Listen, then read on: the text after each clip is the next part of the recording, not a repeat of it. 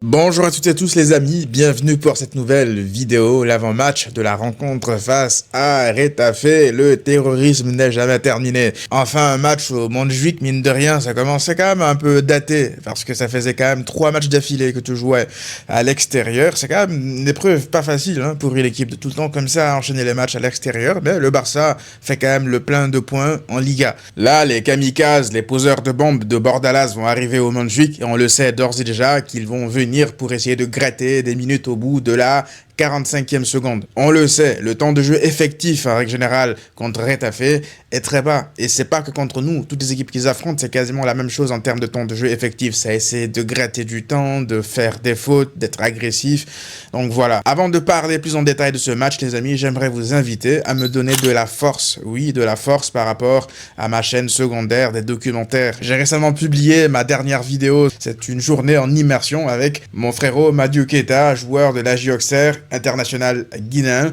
Donc voilà, c'est vraiment toute décontraction, détente. C'est aussi pour vous l'occasion de connaître de petites anecdotes dans le monde professionnel du football, le quotidien d'un joueur de foot, etc. Donc je vous mettrai le lien en description les amis et je compte sur vous pour partager au maximum et d'aller lâcher de petits likes et me donner de la force. On retourne au Barça. Je vous avais demandé de me poser des questions sur Twitter cette fois-ci et non sur Instagram par rapport à ce match contre Retafe et j'ai eu des questions assez intéressantes. D'abord, Peter qui me demande: crois-tu que l'horrible Retafe de Bordalas viendra presser haut comme la saison passée? Parce que là, ça en fait, je pense qu'il y a beaucoup de gens qui ont tendance à l'oublier, mais la saison dernière, Retafe, ils sont pas venus avec un bloc bas au Camp... Ah, j'allais dire au Camp Nou. D'ailleurs, j'ai hâte que le Barça revienne au Camp Nou. Mais Retafe n'est pas venu avec un bloc bas, un double rideau défensif. Ils sont venus chercher le Barça assez haut. Et le Barça, à ce moment-là, a joué en transition et les a tués. Donc je ne sais pas si c'est parce que le Barça avait un peu de mal avec les équipes qui venaient les chercher assez haut, donc il y avait une série de matchs un peu compliqués comme ça,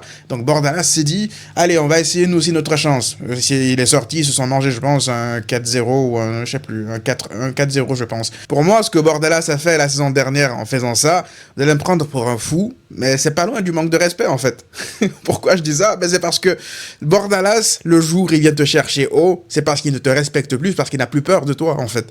Donc pour moi, c'était pas loin du manque de respect. C'est parce qu'il voyait le Barça un peu en difficulté. Donc je pense que cette saison, il a vu les scores de tennis que le Barça est en train de mettre à ses adversaires.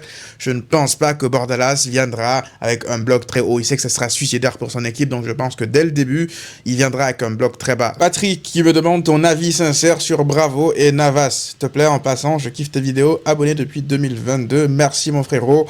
C'est gentil. Alors, pour être tout à fait sincère, mon plus gros souci déjà de base en parlant de ces deux gardiens-là, ça a été de grands gardiens, des gardiens exceptionnels, c'est que lorsque tu combines l'âge de ces deux mecs-là, je pense qu'ils ont l'âge de l'ancêtre de Lamine Yamal. Facile, hein. Parce que là, je suis désolé, on parle quand même de football de très haut niveau. Un gardien de 37 ans, un gardien de 40 ans, 41 ans, bravo, je pense qu'il faut l'éliminer.